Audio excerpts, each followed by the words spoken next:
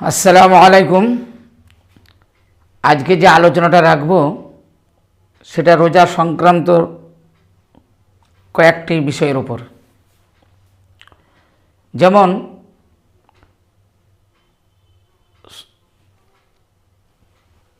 অসুস্থ অবস্থায় কি করা যায়, রোজা রাখবে না কাউকে দিয়ে রোজা করাবে, না তার জন্য রোজা মাফ।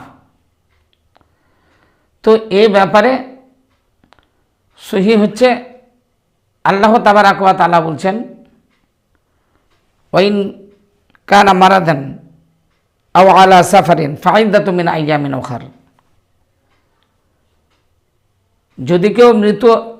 যদি কেউ অসুস্থ অবস্থায় থাকে কিংবা সফর অবস্থায় থাকে তাহলে অন্য সময় সে রোজাটা করে নেবে।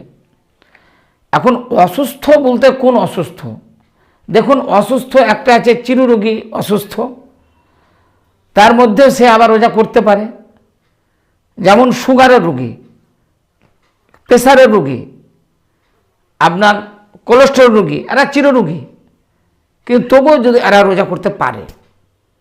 তো কথা হচ্ছে, এখন অসুস্থ বলতে এমন অসুস্থ যে অসুস্থ আছে, বয়স হয়ে গেছে, সে অসুস্থকে সেরে ওঠার আর কোনো উপায় নাই, আর সেরে উঠলেও সেরকমভাবে সারবে, সে সিয়াম পালন করতে পারবে না। তখন সেই ব্যক্তির জন্যে একটা তোআম মিসকিন, একটা মিসকিন খাওয়িয়ে দিতে হবে। আর যদি সে এমন অসুস্থ হয় যে সাময়িক অসুস্থ হয়েছে, হাত পা ভেঙে গেছে, পেটের কোনো অসুখ হয়েছে, অপারেশন হলো একটা, কিন্তু সে সুস্থ আবার হয়ে যাবে কিছুদিনের মধ্যে, 1 মাস 2 মাস 3 মাসের মধ্যে, তারপর সে আবার চাঙ্গা হয়ে যেতে পারে বা হবে, তাহলে সেই ব্যক্তির জন্যে মুসাফির নয়, না সেই ব্যক্তির জন্যে কাউকে মিসকিন খাওয়াতে হবে না, সে নিজেই পরে করে নেবে। এটা হয়ে গেল মারিজের একটা ব্যাপার। তাহলে আমরা পরিষ্কার বুঝতে পারলাম যে অসুস্থ হলে যদি সে চিররোগী হয়, তবুও সেই রোগী অবস্থায় রোজা যদি করতে পারে তাহলে সে রোজা করবে। আর যদি এমন রোগী যে সাময়িক করতে পারবে না কিন্তু পরে পারবে, তাহলে সে পরে করে নেবে।